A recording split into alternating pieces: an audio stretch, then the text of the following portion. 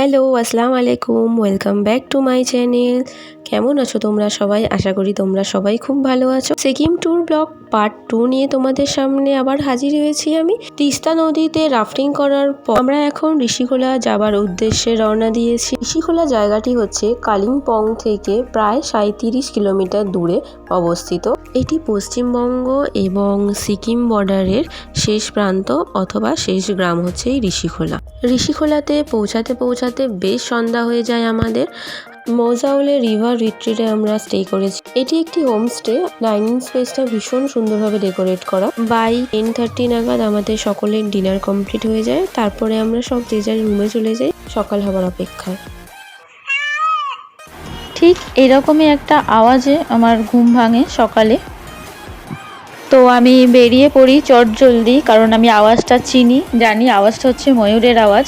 তো যদি দেখতে পাই তো বেরিয়ে গেছিলাম চটজলদি। সকলেই ঘুমাচ্ছিল, জাস্ট আমি বেরিয়ে আমি স্টানিং ভিউটা দেখে জাস্ট মুগ্ধ হয়ে যাই। তো চারিদিকটা এরকম ছিল, বেশ সুন্দর পরিবেশ। যেহেতু আমরা রাত্রিবেলা প্রবেশ করেছিলাম, তো রাত্রিবেলা সেরকমভাবে কিছুই দেখা যাচ্ছিল না, বাট সকালের ভিউটা ভীষণ ভীষণ সুন্দর। চারিপাশে পাখিদের সুন্দর আওয়াজ।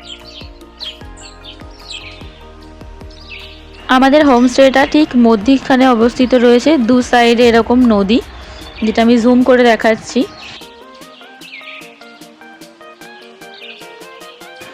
এখন আমি যাচ্ছি আমাদের রুমের পিছন দিকের সাইডে, দেখা যাক দেখতে পাই কিনা কিছু।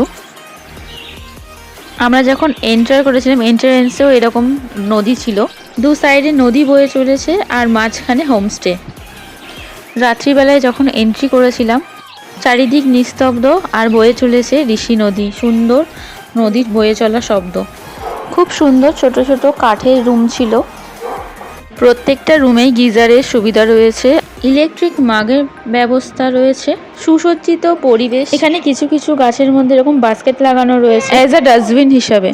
খোলা আকাশের নিচে সেন্টার টেবিলের ব্যবস্থা রয়েছে।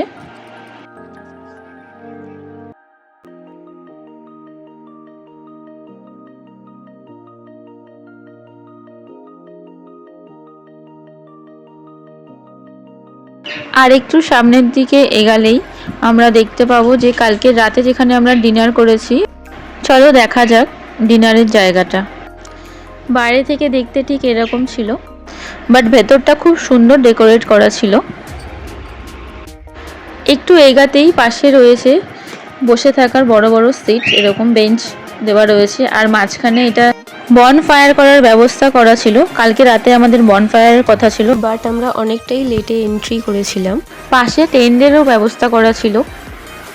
পাশে রয়েছে সুন্দর কাঠের একটা দরজা, তো দেখা যাক। তো এই দরজা দিয়ে বেসিক্যালি নিচে সিঁড়ি করা রয়েছে পিছন দিকে যাওয়ার জন্য।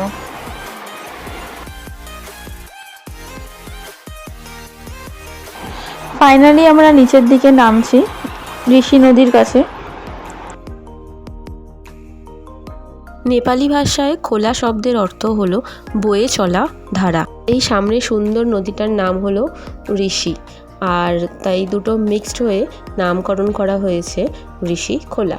চারিদিকে ঘন জঙ্গল আর পাহাড়ি উপত্যকার মাঝ থেকে বয়ে চলেছে এই নদী। যারা প্রাকৃতিক সৌন্দর্য এরকম উপভোগ করতে চাও তারা নিঃসন্দেহে চলে আসতে পারো এই ঋষিখোলা এরকম একটা অফবিট এরিয়াতে। এখানে নদীর জল কিন্তু খুব একটা বেশি গভীর না, এখানে পা দুলিয়ে অনায়াসে বসা যায়। প্রচণ্ড ঠান্ডা জল, চারিপাশে পাখিদের কলরব আর জলের স্রোতের ধারার যে আওয়াজ, সব মিলিয়ে একটা মনোরম সুন্দর শান্তিপ্রিয় পরিবেশ সৃষ্টি করছিল। ডেলি লাইফ অথবা ডেলি রুটিন থেকে কিছুদিনের জন্য ছুটি নিয়ে এরকম সুন্দর শান্তিপ্রিয় মনোরম পরিবেশে প্রাকৃতিক সৌন্দর্য অনুভব এবং উপভোগ করতে কে না আমরা পছন্দ করি। আমার চ্যানেলে নতুন হলে অবশ্যই আমার চ্যানেলটাকে সাবস্ক্রাইব করে দিও, আর পাশে থাকা বেল আইকনে অবশ্যই ক্লিক করে দিও, যাতে করে আমার নেক্সট ভিডিও নোটিফিকেশন তোমাদের কাছে চলে যায়। আমার সাথে যদি ভিডিওটা দেখতে দেখতে এতটা দূর চলে আসো, আর ভিডিওটা যদি তোমাদের ভালো লেগে থাকে তাহলে অবশ্যই একটা লাইক করে দিও, আর বন্ধুদের সঙ্গে শেয়ার করতে ভুলো না ঋষিখোলার সুন্দর ভিউ।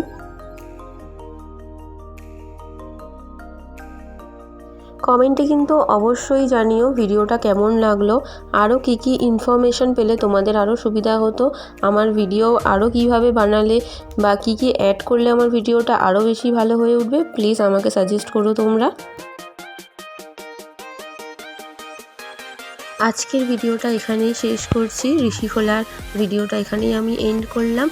আর যারা সিকিম টু পার্ট 1-এর ভিডিওটা মিস করে দিয়েছো তাদের জন্য আমি এখন ডিসক্রিপশান বক্সে লিঙ্ক দিয়ে দিচ্ছি, তোমরা অবশ্যই লিঙ্ক ক্লিক করে ফার্স্ট পার্টটা দেখে নিও। ওখানে আমি রাফটিংয়ের ডিটেলস বলেছি, তো তোমরা প্লিজ দেখে নিও গিয়ে, আর সবার সঙ্গে শেয়ার করে দিও।